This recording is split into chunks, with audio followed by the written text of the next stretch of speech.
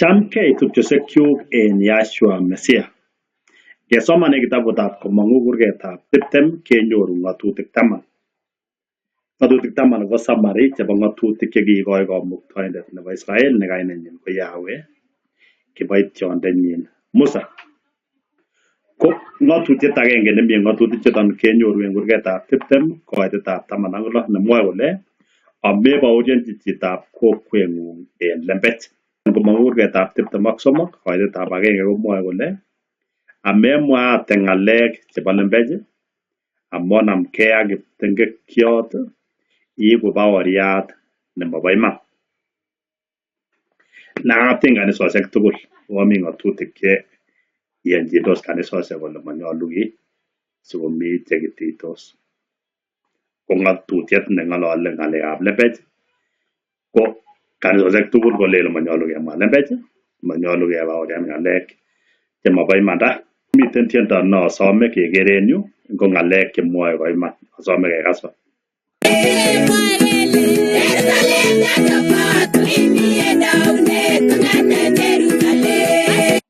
Aya kamwa sista ini kole mwoe lebo ichek kole Jerusalem Church of God ko kimi en taunet kong'eten ano? Jerusalem.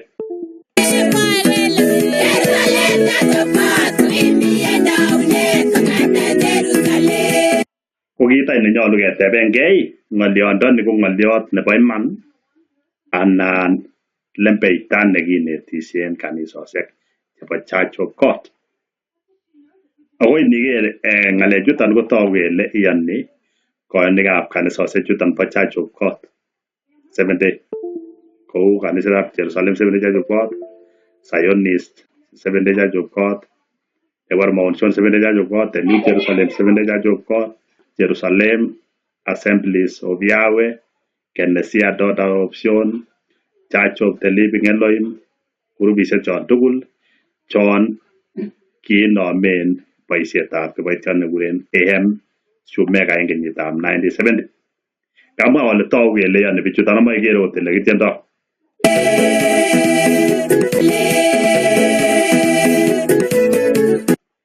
Asome ako ng'olyon konamgei ak lembekwokik cheinete kanisosiek. Chito nekitou ng'alechuton kole kimi kanisetab Jerusalem Seventh Day Church of God koboi taunet ko boiyot nekikuren Andrew Nachet Daga. Boyondoniton ko ingecheken en kayanenyin ko kiyoni kole ngiamta lembeita sait age takotoret kaniset komaya. Church of God ko kikitou kou yekikitou kanisosiek alak. Asome aborwok history kidogo ne yekinamen kanisaniton. Kasetini ko kasetit nekikuren Bible Advocate nekibo 2018. Ko Bible Advocate ko kasetit nesire kanisosiekab Church of God Seventh Day netinye headquarters en nekikuren Denver en kenyisiek chu. Ko kiibwote kanisetab Church of God Seventh Day en kenyitab 2018 kenyisiek 150 kong'eten ingetoo. Nekiker kasir en barak kole kanisetab Church of God Seventh Day ko kisiche en emetab America Midwest kenyisiek 150 chekikosirto kong'eten 2018. Akolany Church of God Seventh Day en kenyisiek chu ko tinye biik en emotinwek cheterter. Akomwa siret nekisire yu kole kimoe keweken history kereviewen kit nekitestai. Akwaror kole en tarikit 22 arawetab taman kenyitab 1844 ko kinyor boiyot nekikuren Gilbert Grammar, yani kiimak inendet konamgei ak mauinotet nekamauten kiboitiot nekikuren William Miller nekibo kanisetab Baptist nekikole nyone Jesus Christ ko kimonyo ko kiimak boyondoni nekikuren Gilbert Grammar. Chito nekiinome kanisetab Church of God Seventh Day ko boyondoniton kikuren Gilbert Grammar. Ko kinoe inendet Sabato en kenyitab 1852. En kenyitab 1858 ko kiindochi inendet kanisosiek 8. Ko kasaraton ko kikuren kanisosiek chuton Church of Christ en Michigan. En kenyisiek 150 kesire kasetini asomoni en yu eng kenyitab 2018. Eng kenyitab 1860 komiten boyot nekikuren Merit Connell nekiistogei eng kanisetab Seventh-day Adventist kana kitomo kekuren Seventh-day Adventist eng 1860. Kiistogei bichu kondochin boyot nekikuren Merit Connell amun en maoinatosiekab chepyoset nekikuren Ellen G. White. Kosatesetai engechekeni en History of the True Religion inyoru boyondoni kokisir kole Brother Grama ak inyoru kora boyondoni M.E. Connell. En yon kisir kole kiboitinik chekiboisien kanisetab Church of God kong'eten 1840 agoi kenyitab 1860. En kenyitab 1863 kokisir kaniset kasetit nekikuren Hope of Israel nekinyokoik kasetit noton Bible Advocate ni asomani en yu. Kenyitab 1875 ko kikurengei kanisosiek chu kami yu Church of Christ ak grupit nekikuren Church of Jesus Christ nekindochin Emery T. Connell konyo kekuren Church of God en kenyitab 1875. En kenyitab 1884 ko kikitoi chekuren General Conference amun kayomogei kanisosiek chesire aenge kekuren General Conference en Michigan. Ko boyot netai nekindochin ko ki president ko kekuren A.C. Long. En kenyitab 1899 ko General Conference ko kikiregistan en Missouri en America. En kenyitab 1914 ko agenge en biik chekinome kanisetab Church of God boyot nekikuren Jacob Brinkerhoff ko kisirto inendet. Ko kinomchi inendet chito nekikuren Andrew Nugent Daga ko kikinendet sinetitab Bible Advocate akoik president en General Conference. Andrew Daga inian chito nekinyokosire history kole biikab Church of God kanisani ko kimi kokochi ong'atet noton sikere kotieni tupchosiek chebo Kenya akowosegei biik kabilet agenge. Kenyitab 1917 ko kisir Daga Doctrines of Beliefs chebo Church of God 7-day chekikuren 40 points. Kenyitab 1921 ko kisich kanisetab Church of God 7-day membaek chechang nekit biik chesire 1000. Kenyitab 1923 ko kikitesyi ng'olyot 7-day. Kenyitab 1931 ko kiwo Daga Jerusalem kobo koker ngomukokse kisipto headquarters kwa Jerusalem. Ani kase tieni tupchosiek chu kolelen kimi koboi taunet.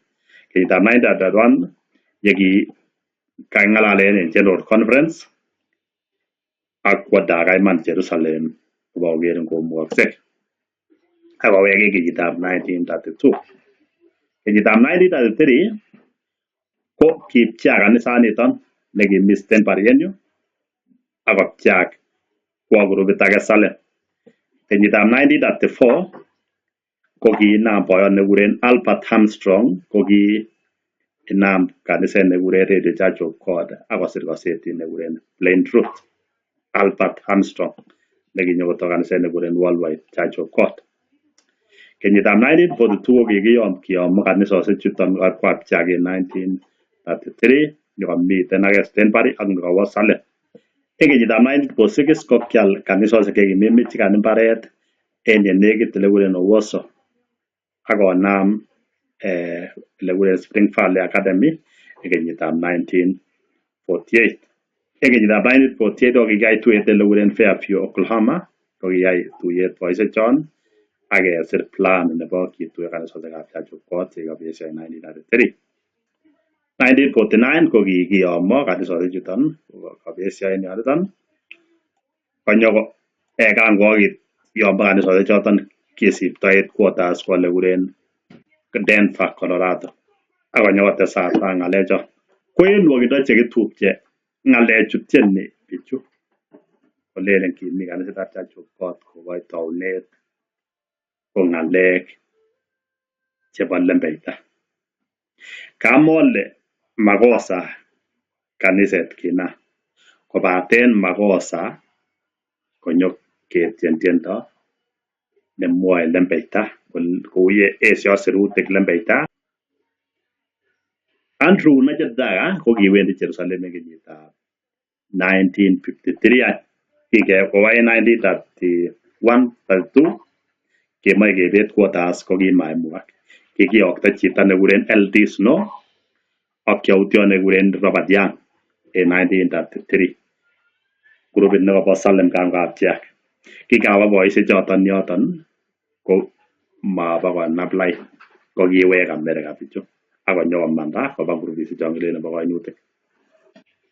Ko kitestai kanisetab Church of God en America nemi any Stanbury anan mi Salem akoi kiyomo en Denver. Ko kinyonget daga kora koyai chekikuren Back to Salem ak boot nekikuren Chris Royers ak boot kora nekikuren Bartholomew.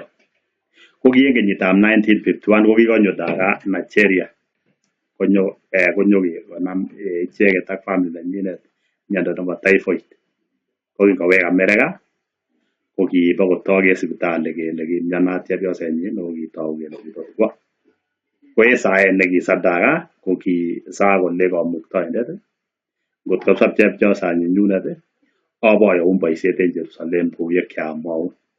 Kimukak kosop iman nebo daga Eric Carpenter.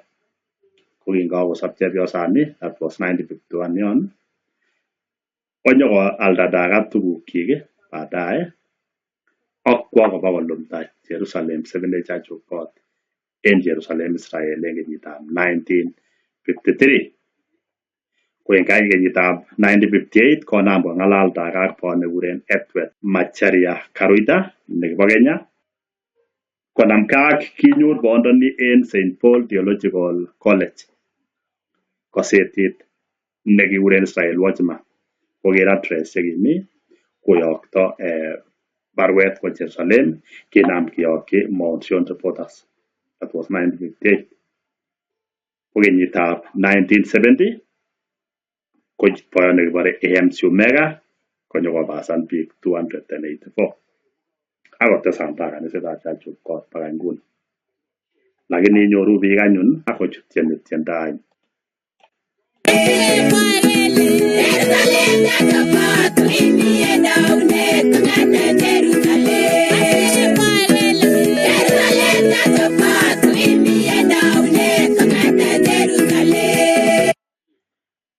Memwate ng'alek chebo lembech amun namgei ak kion iko baoriat nemobo iman.